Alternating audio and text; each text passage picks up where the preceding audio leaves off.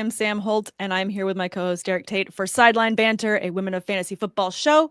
So happy to be on with you guys talking Waiver Wire Tuesday, post-week 1 panic, because that is where we're all living right now, is absolute panic, and that's what we live and breathe for in fantasy.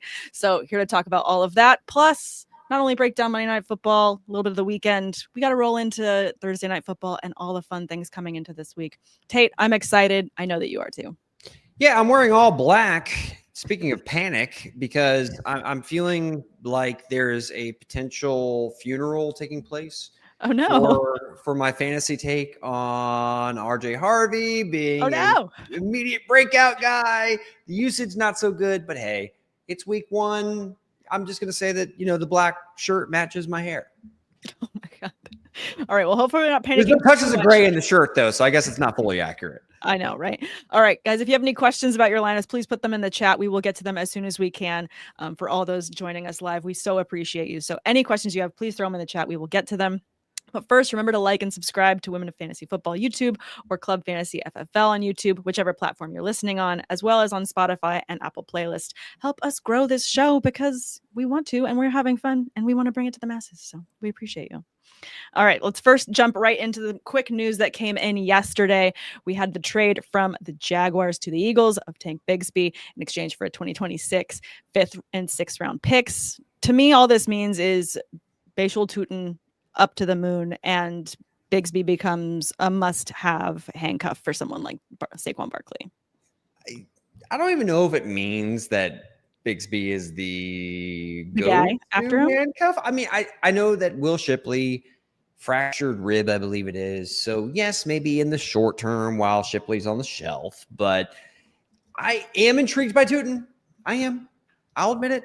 I was optimistic about the Liam Cohen rushing attack there in Jacksonville because Jacksonville hasn't had a running game ever since like Leonard Fournette left. But maybe it's been a minute.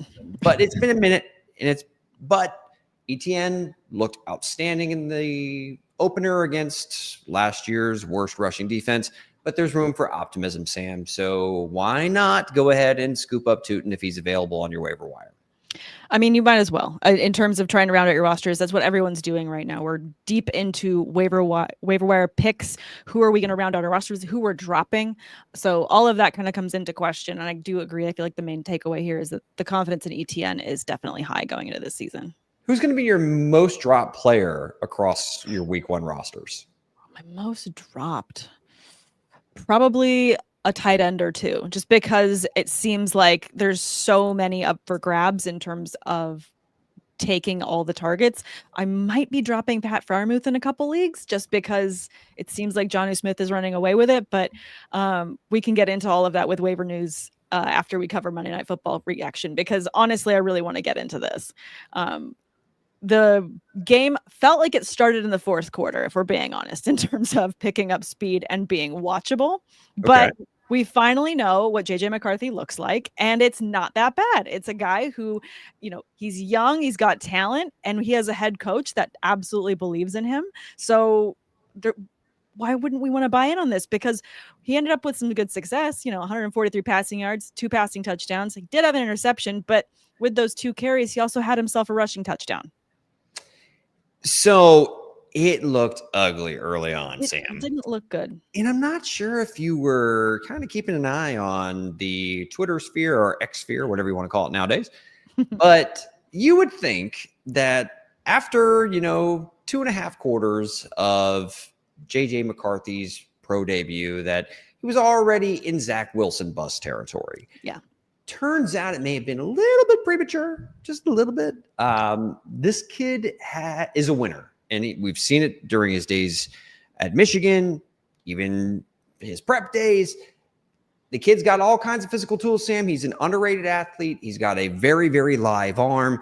And like you already mentioned, the infrastructure and the system and the surrounding pieces around him arguably are some of the best that a young quarterback has ever stepped into. So to see him bounce back from that pick 6 that could have destroyed a lot of young players in their pro debut, I just think that makes me feel far more confident in Justin Jefferson still having that wide receiver one upside moving forward. No, I mean, I think that's what a lot of fantasy managers were looking at going into this game. And I myself have several shares of Justin Jefferson. So for me, I was watching this and I was just like, oh no, he's not quarterback proof. But then we did end up getting the late upswing in points and we end up feeling balanced. And I was able to sleep a little bit easier that night. I mean, I'm not going to lie. I was worried about maybe having to take some melatonin to calm down, but maybe a little bit of reason to be worried about Hawkinson, but for Jefferson, I still think that O'Connell's going to make sure he gets, arguably the best receiver in the league, the football early, often, and always throughout the season. It's like he remembered, wait a minute, I've got Justin Jefferson. It's like the coaches took him aside. Let's not panic right now. Justin's right there. He's like, oh yeah, Justin. We'll throw him some screens. We'll throw him. We'll get him the ball. We'll make sure. He'll be fine. He'll be fine.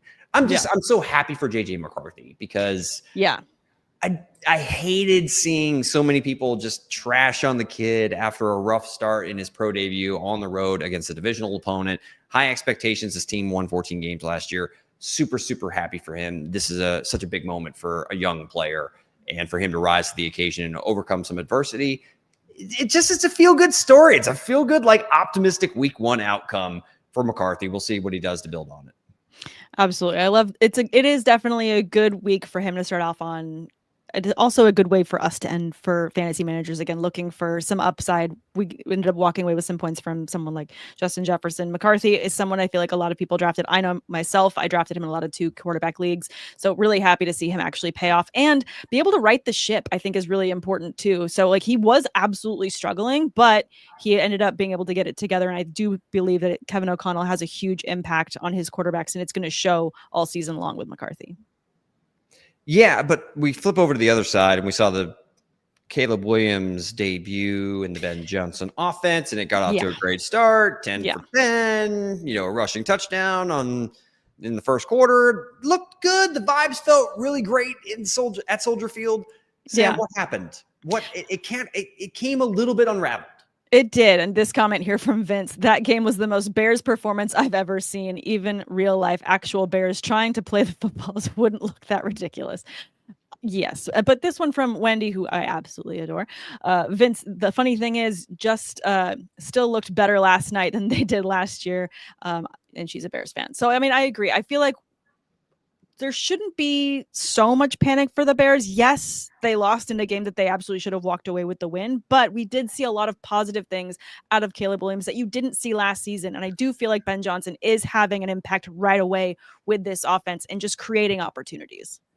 Real quick, I want to see more play action. Now, granted, let's keep in mind the Vikings defense with Brian Flores, who is a bit of a psychopath when it comes to dialing up blitzes and some of the fronts that he shows to opposing quarterbacks.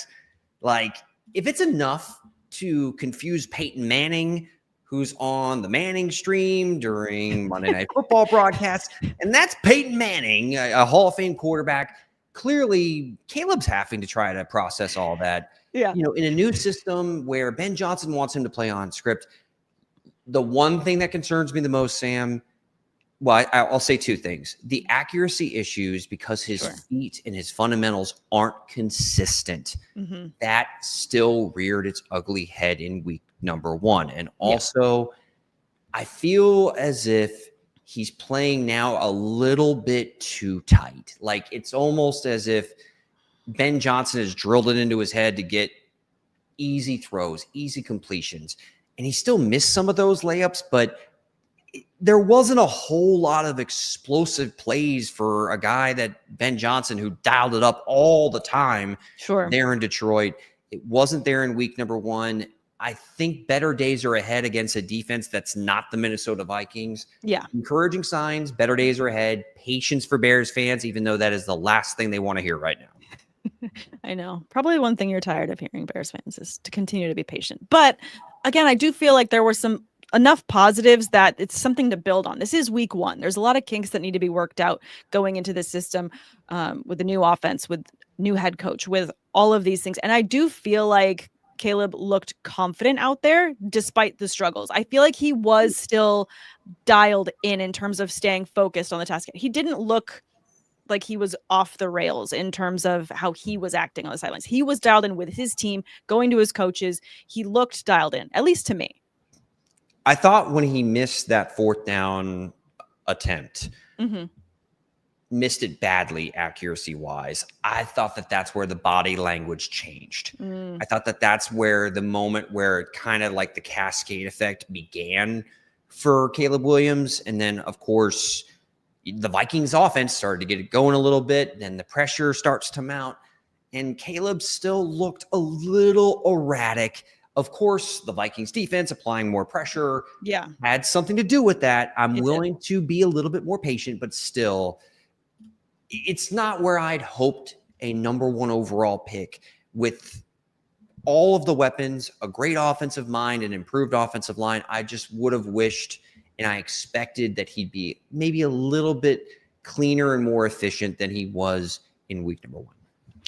I mean, we definitely want more efficiency going into this week. And obviously building off of this, I'm trying to keep it positive in terms of keeping everyone optimistic on the Bears going in the rest of the season. But going back to fantasy in terms of the output from this game, specifically, I want to talk about one, DJ Moore. We have to keep an eye on him because he definitely had a hard hit. We don't know if he's going to be starting this week. Okay. Just given that injury situation, I love to like highlight that quickly. But outside of him, does it feel like besides Swift, Rome Odunze is the only other pass catcher you want to be starting in this offense out the gate, given they're going against the Lions this week? Sure. I would still be willing to throw DJ Moore. I'm going to still have them in the same tier as far as fantasy rankings and stuff like that. I think the ADOT for Odunze is probably a little bit more encouraging as far as a PPR floor than it is for DJ Moore based on what we saw in week number 1, but I still have them right there in that same exact tier. Yeah.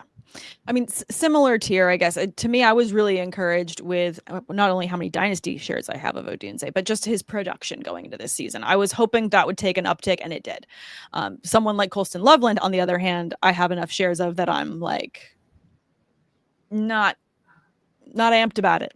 We had the discussion during our tight end conversation heading into the year. He wasn't your favorite. I'm just saying that some of the thought process that we both had when it came to volume concerns reared their ugly head in week number 1 in direct comparison between Loveland and Tyler Warren. So again, better days are ahead. Tough opponent where they probably had to keep those tight ends in a little bit more for protection. Not the best week for a rookie tight end splitting reps with Cole Kmet to have a big fantasy game. Yeah. Not to have it. Yeah. And by the way, DJ Moore did come back into the game after that monster hit that he took and lost a fumble and probably lost a couple fantasy managers a game on the very last play of, week number 1. Sure. I think it's important to take those moments away and not forget about them because injuries, whether they come back in the field or not, they can end up cropping up later. We see that with Brock Purdy going into this next week. He's got several injuries that he's dealing with, and there's some that they'll play through, but they still need to deal with them later. Just something to keep in mind, especially because he is a veteran, so you don't know how they're going to look to divide his workup, if they want to save him at all. Just food for thought as you're going into this week and as you're setting your waiver wire picks. No, I'm 100% with you. We're going to have to monitor like the injury reports. Now, granted, normally we're going to start seeing teams take the field for their first practice of the week, on Wednesday. Waivers normally clear on Wednesday. So just keep an eye on some of those guys before you spend all of your fab money on one player, which we'll get to in a second. But I don't know. I don't really have anybody that I'm dropping my entire budget on in week number 1. No, I think unlike other years where you walk away from a weekend and you say, okay, you're just going to absolutely blow your wad on one player. I don't feel like there is one guy. That's what the kids say. That's what people say. Don't laugh at me. How dare you? Well, no, I'm just very happy because I'm very bad at managing my money. I'm an impulse buyer when it comes to fantasy football players that I really like. So the fact that there's not somebody jumping out to me that I'm going to blow my entire wad, to quote you, in week number 1, I'm super excited about because I'll have some money left for week 2. I mean, it's important to be, a smart shopper. We just need to keep that in mind. If you're here for that advice, you're not getting it from me. You'll get it from Sam. Rude. How dare you? Okay. I want to talk about waiver wire picks going into this week. There's several at the top of the list. I mean, first off, I feel like we need to talk about Daniel Jones in terms of the week he put up. The fact that he is in the top 5 fantasy points for the week for week 1, is that a sentence you expected to be saying right now? No, absolutely not. And he was so freaking good. 22 of 29, 272 passing yards, passing touchdown, and 2 rushing touchdowns. Like, what? Daniel Jones, what is happening? You know what is really funny? And maybe that's just going to go into like when we get to petty parlays later. But is it just that whenever a player leaves the Giants, they just like come out of like a cocoon, or they leave a prison cell and they're just like, and now I can be myself with other people that like me? What is happening? It's just, this must be driving the Giants crazy, especially with how poorly Wilson performed this week. I think maybe you were trying to compare a player's career getting off to like, I guess a caterpillar type start in the Giants organization, and then they blossom into a beautiful little butterfly as soon as they go to another team. Sam, you may be onto something, but okay. So he's going up against the Denver Broncos in week number 2. He is. While I'm intrigued for him for the rest of the season, where do you have him for week number 2? I mean, we could probably list, 15 other quarterbacks. And are you going to confidently start him against that Denver defense that, made Cam Ward's NFL debut very lackluster, to say the very least? I mean, it's tempered expectations, but I am cautiously optimistic in terms of what he put up going into this week. The bar was the floor for Daniel Jones to me going into the season of just like, as long as he just is a game manager, I'm going to invest in players like, Downs, like Tyler Warren. We've talked about them quite a bit this offseason. Mm-hmm. But in terms of where I was anticipating him, I'm ready to buy stock and watch it slowly rise. So in terms of getting him into my lineup this week, most of my lineups I have, even in Superflex, I have other second quarterback options that are ranked higher. So I'm not going to go totally crazy and remove other players that are ranked higher and start Jones above them. But I'm very happy that I have him in terms of if I have an injury at the position. I'm okay with that thought process. I would actually say that Geno Smith's right there in that conversation too. Take your pick. I thought Geno Smith, I had very, very, very low expectations for Geno Smith against a New England defense that spent a lot of money this offseason, Sam. I know they didn't have Christian Gonzalez, but still 362 yards through the air and a passing touchdown with like Jacoby Myers, Trey Tucker, Dante Thornton, Jack Besh, and of course, your boy Brock Bowers. But still, the running game was not there at all. Ashton Gentry finished with fewer than 40 yards rushing, and Geno just threw the ball all over the yard, Sam. So it's like those two players are the two quarterbacks, and I'm intrigued on the waiver wire if you haven't needed the position. Yeah, intrigue is the name of those picks and guys that need to be rostered just so that they're not sitting out there. They're going to end up going this week. And in order to play good defense, again, in super flex leagues, you want to make sure that you're rostering deep at that position too, just in case anyone gets hurt, like Brock Purdy did this weekend. But before we get further into waiver wire picks, we have this question from Lil Tay DeRock, and I want to make sure we get to it. Really appreciate this in the chat here. Wants to know, is it safe to drop Jaden Blue in a 14-man league? I have Jay Williams, also be strange, a good backup. They lost Kittle. Well, you didn't lose him. He's not gone by the wayside. You just are going to have to wait for a little while. So you want to make sure you've got someone else at the position. Tate, how do you feel about Blue? Is he safe to drop? Because there are going to be other players that our lovely listener is going to want to pick up. So my first inclination would be, if you have an IR spot, put Kittle on the IR spot, freeze up a roster spot, then go get Brenton Strange or Chig Okonkwo or another, streaming tight end. Hunter Henry also kind of comes to mind. I'll say this, Sam, that long run that Miles Sanders broke off against the Philadelphia Eagles in week number 1. Of course, he ended up fumbling like 3 plays later because that's what the Dallas Cowboys do. But if that was Jaden Blue, I think he scores on that play. Sure. I'm still intrigued by Jaden Blue's upside in an offensive line that looked pretty darn good in week number 1 against a pretty darn good Philadelphia unit. I know they didn't have Jalen Carter, but I digress. I still think Blue is worth a roster spot, although it was disappointing he was a healthy scratch in week number 1. Yeah. See, for me, I feel like this is also a time to pivot because other teams are pivoting. I don't necessarily think that Blue is going to get picked up right away, given the performance he gave week 1. So if you had to make an adjustment for early time, I think that you will be able to pick up someone like him later as you get over this injury bug. So I definitely think he could be worth the drop just because there are so many other players out there on waivers that are going to help you get points right now. Another tight end that we are going to be talking about on the waiver wire and we can transition to next, Harold Fannin Jr. for the Browns. My God. One, where is my love, Dave Njoku? Like, where did he go? I miss him. He's amazing. But Fannin looked fantastic. And looking at how Flacco was struggling this game, someone like Fannin is going to be used and should be used early and often. Well, if they're going to keep finding themselves in negative game scripts, and they're going to be playing, what, Baltimore in week number 2? Correct? The Ravens? Yes. So I don't think the Ravens are going to lay an offensive egg like the Cincinnati Bengals did in week number 1. I think the Ravens are going to put up plenty of points. Ravens are going to show up this week. It's going to hurt. Sorry, Browns.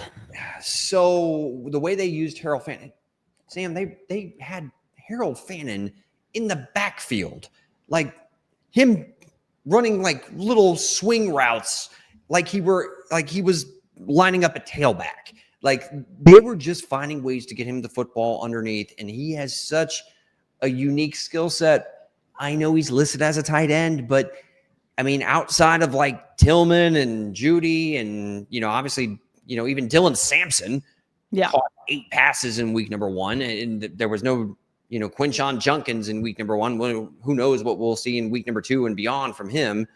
But Fannin, he is worth an ad. I think that he's worth a spot start against the Baltimore Ravens, who, I understand that the Browns are not the Bills offensively, but if they find themselves in a negative game script and Joe Flacco, looks like he's still going to be able to throw for around 200 to 300 yards while he's under center with Kevin Stefanski calling the plays, he's worth a look.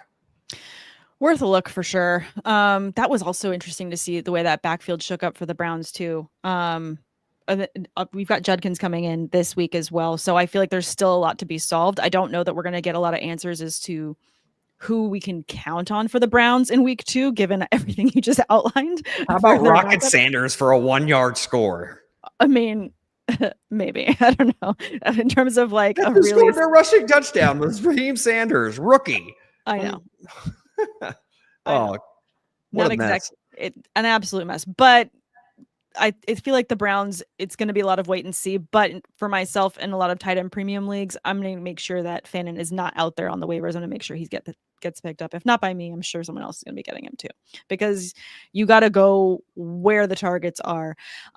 This comment in from Philly Mike, which I was just looking over on Sleeper and checking everything else.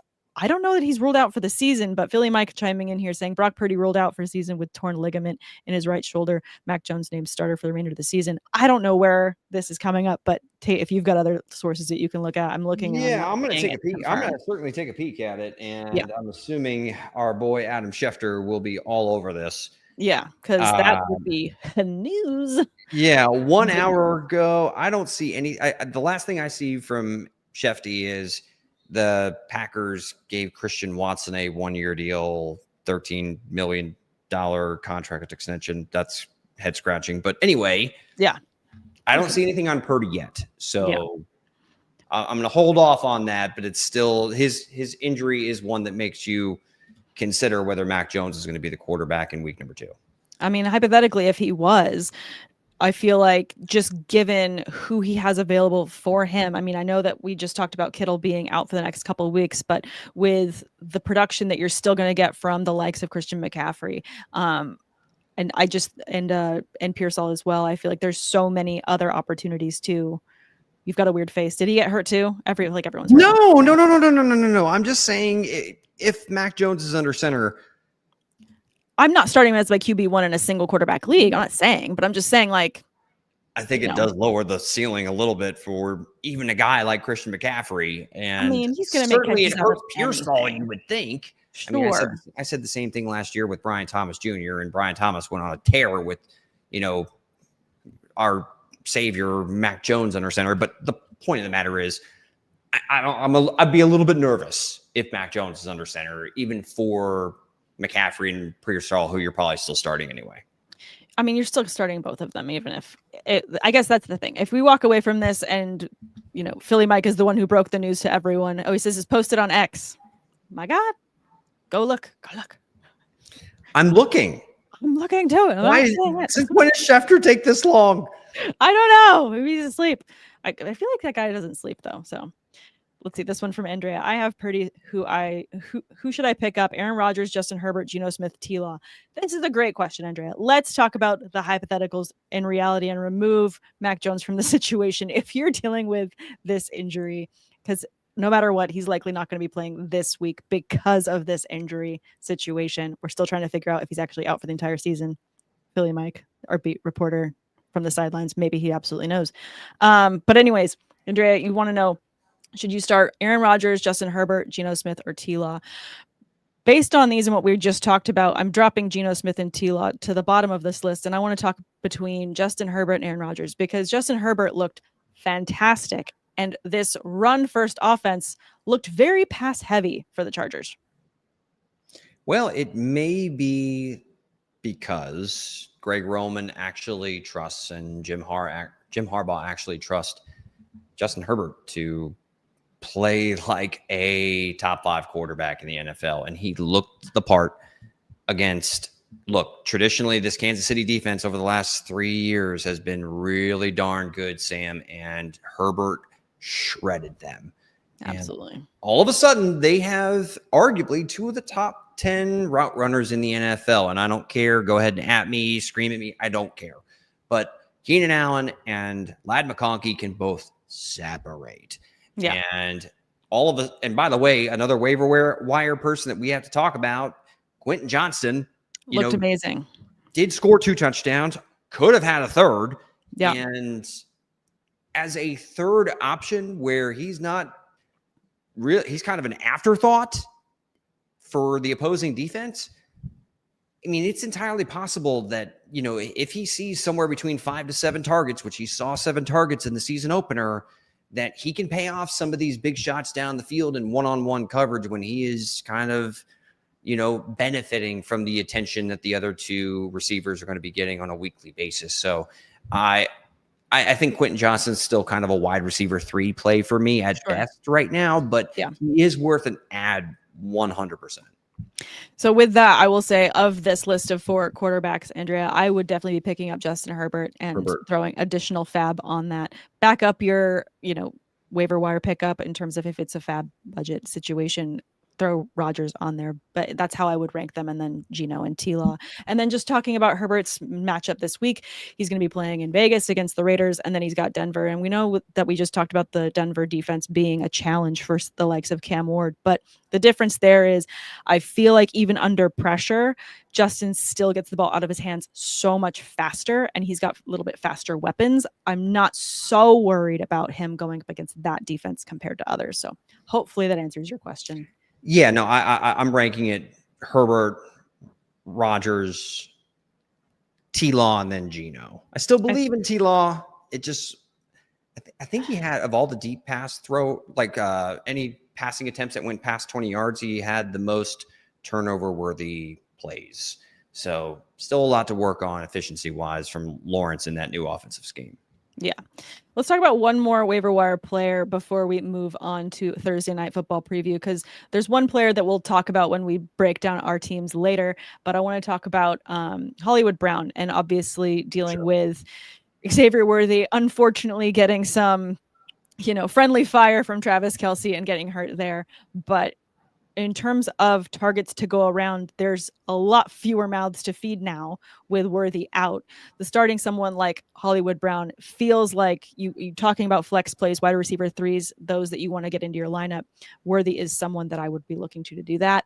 Plus, though Kelsey only did get, a couple targets, a couple catches this week, Travis is someone that Mahomes is going to be leaning on constantly. And watching how the Chiefs look this past week, he's going to have to get him dialed in a bit more. So I do feel like that's how the targets get split up. There's going to be more going to Kelsey, and Brown is going to be someone that I want to start in my wide receiver 3 spot. I hope you're right about Travis Kelsey.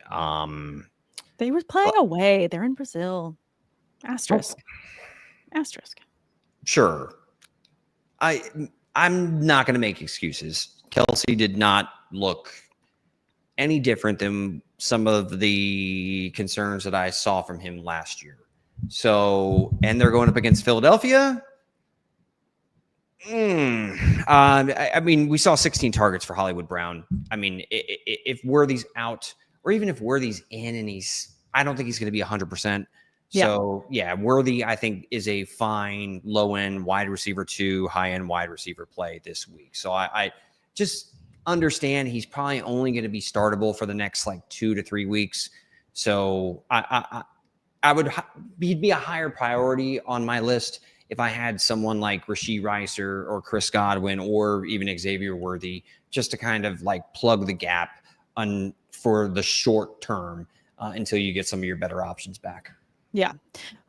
Getting options back. We're in week 1 and you're waiting for options to come back. I think football is back, guys. I mean, this is what it is. This is the life we live. We've chosen this.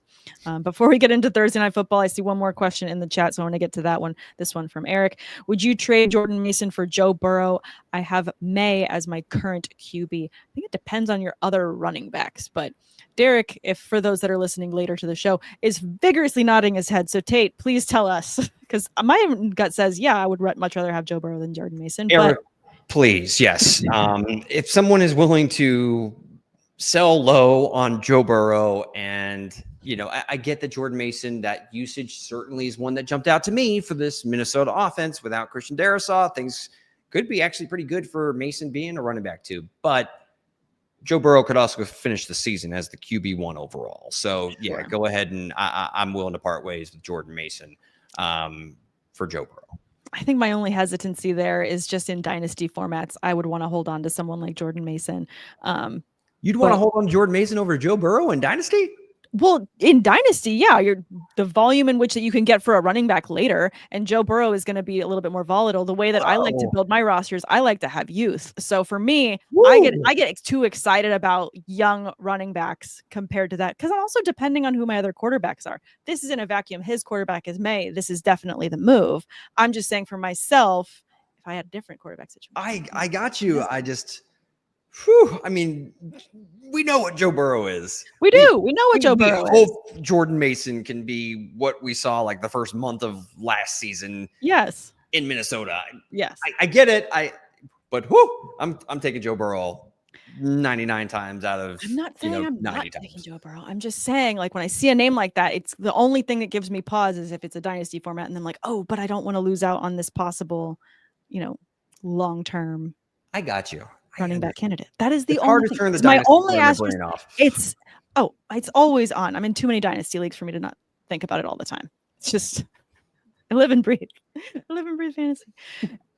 Okay, Eric is saying it is redraft. He has Chase Brown, Trayvon Henderson, and Najee as other running backs. Yeah, make the trade. Just do it.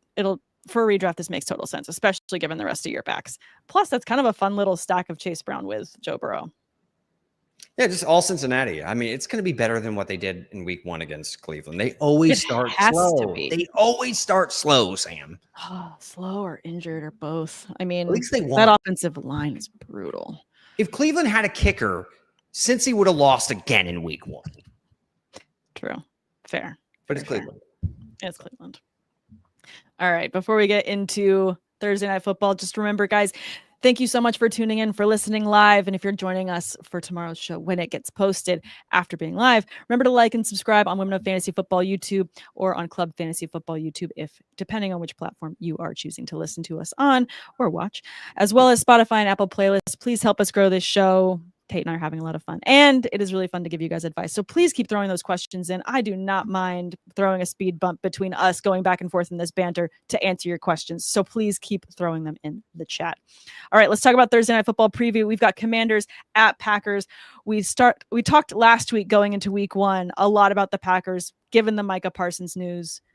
We're going to end up talking about it again because, my God, does he look good as a Packer, and does he look happy on that team? Sam, one of two things is going to prove to be true. Either this Green Bay defense is going to be elite in 2025, or some of the concerns that I mentioned about Jared Goff not playing with an elite play caller could come true. Sure. I'm going to lean towards this defense is just going to be a problem. An issue, because problems have an answer. Yeah. This could be an issue that you can't solve. You just got to deal with. Sure. And look, Quay Walker, and then, Edgerrin Cooper. I mean, even Evan Williams on the back end, like, they have got Lucas Van Ness showed something for the first time in his NFL career. No events to him. He seems to be turning the corner. And of course, now you got Micah Parsons. Yeah. Talk about adding a spark to a defense that was already solid. Still a lot of youth there for the Packers. I think one of the youngest teams in the NFL right now is the Packers as a whole. But talk about a spark that they needed, because that was so much fun to watch them together. And did you see that Parsons didn't know their celebration dances yet? So when they were all doing a celebration, he had to take a beat to watch and then join in. It was kind of adorable. Yeah, no, it's going to be, it feels like it's just going to be fun experimenting for the defensive coordinator, Jeff Hadley. I'm so intrigued by how this defense is going to terrorize opponents, that because they just did what they did to the Detroit Lions, Sam. They made them look helpless. They on the offensive side of the ball. Miserable. And I want to talk about their defense specifically because obviously we're watching them go against the Commanders this week. Right. Commanders away at Lambeau, Packers at home again.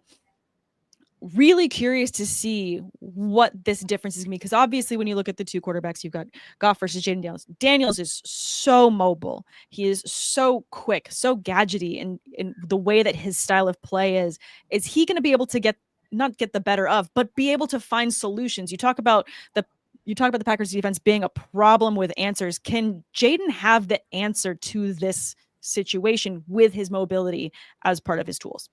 Well, I actually think the question is turned back on the Packers. What's the answer you're going to have for Jaden Daniels? Because I thought, as far as from year 1 to year 2, just taking a quick peek at the tape, the answers are coming there, Sam. Daniels, I always thought one of the few holes in his game that I thought he could do more consistently coming into the NFL was getting to his backside reads, that are kind of coming into his vision in the middle of the football field. I saw that, and that was against, if the Packers are going to be one of the most exciting defenses in the NFL, I thought they passed a very important test in week number 1 against that savage Giants pass rush.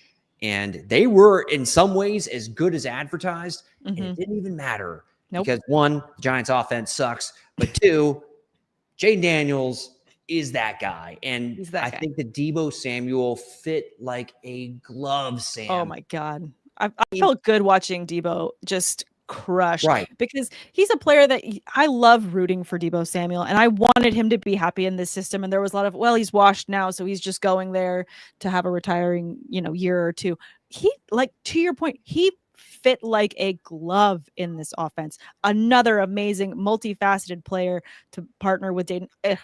Chef's kiss. It was awesome to watch. The final infinity stone for Jaden Daniels. A yak threat. You don't need his ADOT to be super high. You need him to work underneath, give him manufactured touches in the screen game or the quick game, and just let him create and work that intermediate middle of the field along with Zach Ertz. And that's exactly what they did. You know, Jaden Daniels even missed Terry McLaurin. Maybe their timing just isn't quite there because of the holdout and the contract situation in the offseason, but that'll get there. I'm not worried about Terry McLaurin. No. So this is going to be an outstanding Thursday night football match. I'm very intrigued as far as that matchup on that side of the ball. 100%. I'm excited to see what the solution is. I mean, again, I feel like I'm not starting any of my Commanders players because of this Green Bay defense. I'm going to be a little bit nervous, not going to lie, a little nervous, but at the same time, Corey Krosky-Merritt's the one I'm like, what do I do with? Bill, I'm starting him. You know what? I don't care. Like, it depends on how deep my league is. It depends on my other options. But if I don't have other options to flex, I'm just saying, you know, why not? Sam, I love him in this offense. I think he's got such league-winning upside. But I am just looking at what they just did to Jahmyr Gibbs. Sure. And that's what makes me give me pause for this week for JCM. Yes. I mean, I think it depends, again, on the weapons that you have at your disposal. If I don't have any better options, I'm still going to start him. But if I've got someone that's ranked slightly higher, I will do some tinkering in my lineup and maybe make an adjustment, because this is going to be a very, very tight pick here. Scampers, I love it when you're in the chat claiming WTF Pinkies. Amazing. I love him so much. Anyways, back to this matchup. I want to make I am not claiming that Zach Ertz isn't a yak weapon. I'm just claiming that Deebo Samuel is quite possibly just a slightly bit better yak weapon than Zach Ertz. Hey, everyone got involved in this last one. So, I mean, I feel like in order to get a win over this defense, everyone's going to have to be involved again as well. So it's going to be interesting to see how things shake out. But I want to talk about the Packers, you know, wide receivers as well. They're still dealing with so many injuries. Yep. Talk about another team. We just talked about the Niners a little bit in terms of dealing with injuries.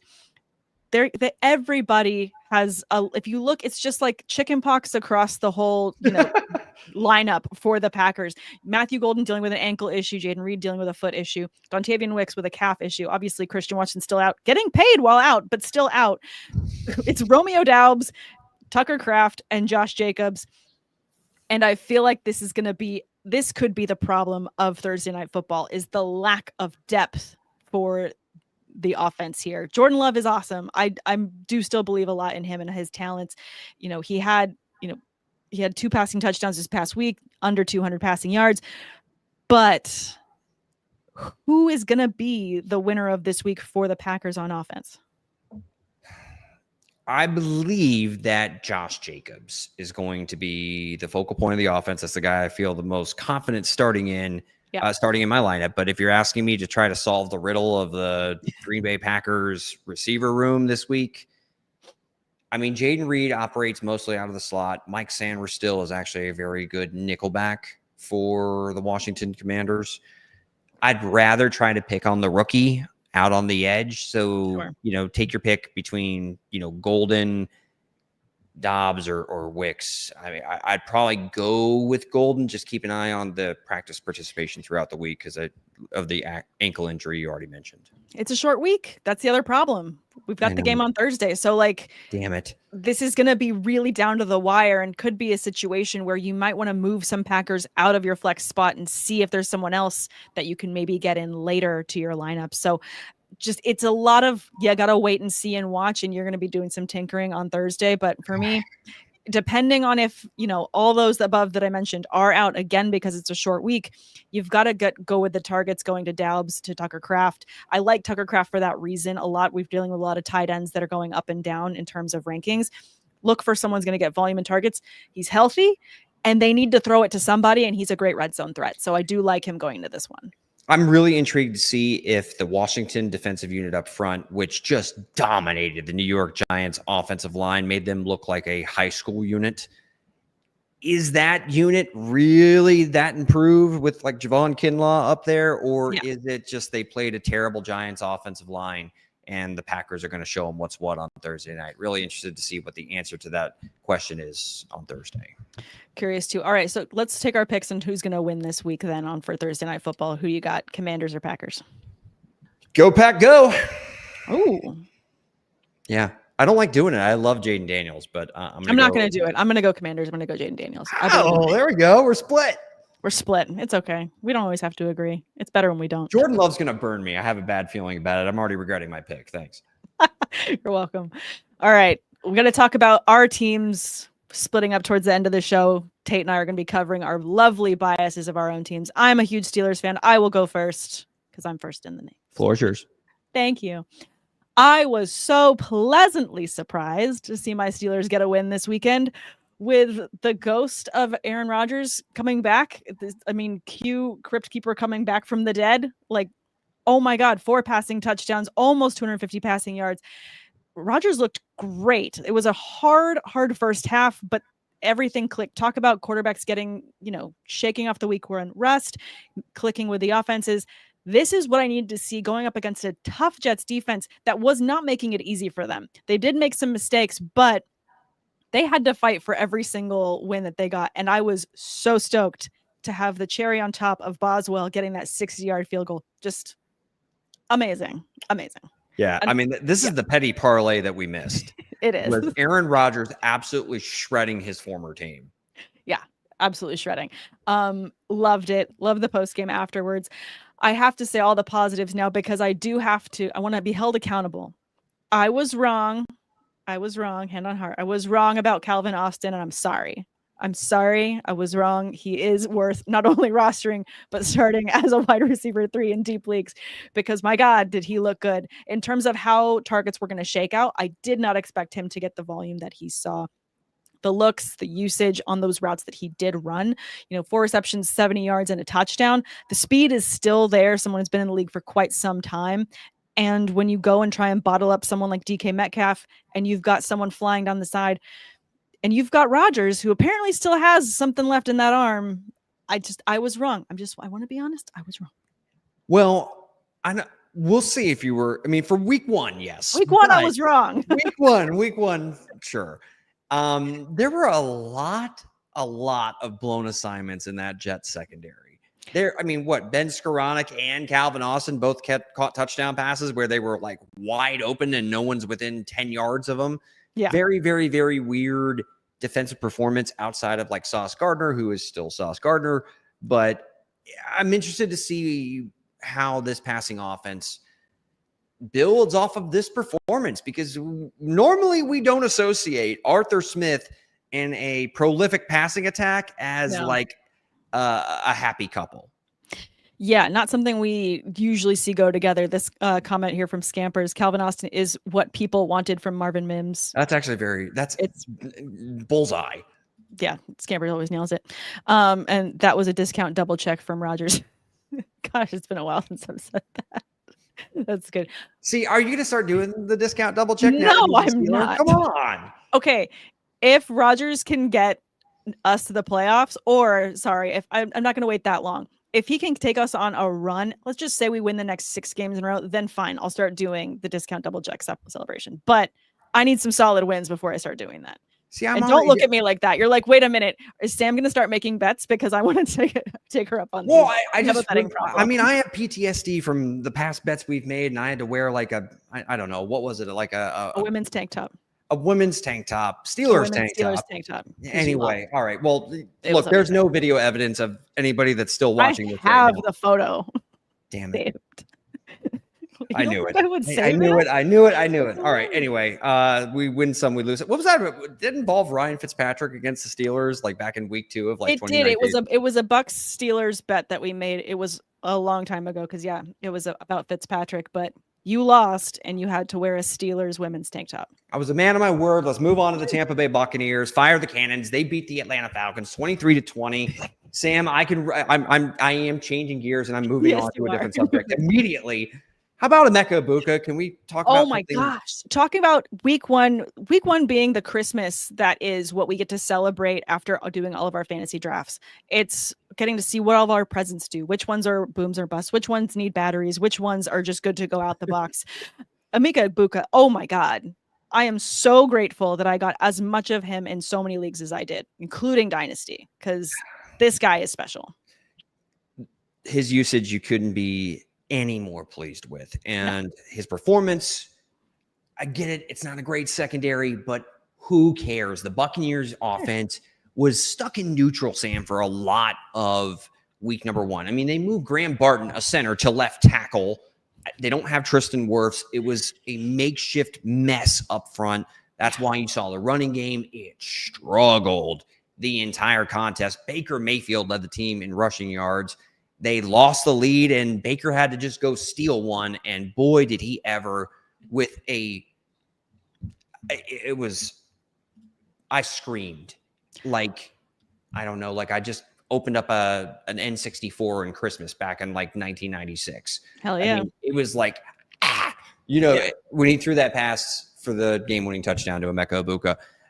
Egbuka's a must start. I think he's probably a top 25 option moving forward until Chris Godwin or Jalen McMillan come back, specifically with a compromised Cade Otton. Yep. And if they can't run the ball, then they're going to have to throw it. And we know Baker Mayfield is willing to put the ball in harm's way because I think he had like 3 or 4 turnover-worthy plays in week number 1.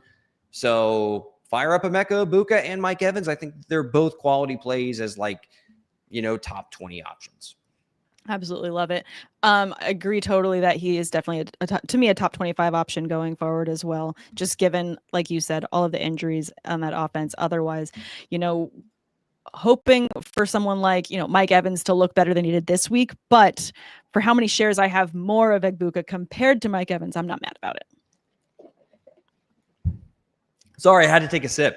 I know because you were just too excited. My Buccaneers, yeah. Sorry. It was just a weekend. We were probably both screaming at the TV for all the right reasons because, it was a lot. I can only tell you, everyone knows my lovely black cat Knox will like to sit next to me when I'm watching games. And I was sitting here up in my studio getting work done for Fantasy Life for the graphics. And I'm watching the game and I'm just screaming. I'm clapping my hands. And he's just like, okay, is there an earthquake? And he just bolts out of here. He likes to hang out on the window up here. And then he'll just absolutely ditch me as soon as I get too rowdy. So it was one of those weekends. This one from Scampers. Will Cade Otton ever threaten Egbuka? No, I don't think so.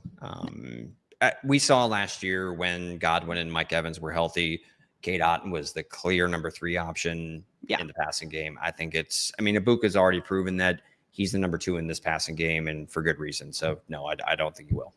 No. All right, let's tie a bow on this one. Who do we got in? Who are we taking for our wins? Are we going to continue to capitalize on this? Are you guys going to get another win? Because I feel like we're going to need to get another win for myself. I need to see it. Like, I'm still pessimistic about my Steelers, but I feel like we can get it done against the Seahawks. I think you will. I still think that the Seahawks are trying to find an identity on the offensive side. They're trying to find themselves, that maybe they need to burn some sage. Maybe because, Rodgers and them are going to be together. Maybe there's something he can borrow out of the medicine cabinet and figure out, to find themselves. Maybe not do a dark retreat. There's not enough time, but I'm just saying. Well, what was it? Like Sam Darnold had like 150 something yards passing, and Jackson Smith and Jigba had over 100 of that, like over 60% of the team's receiving yards.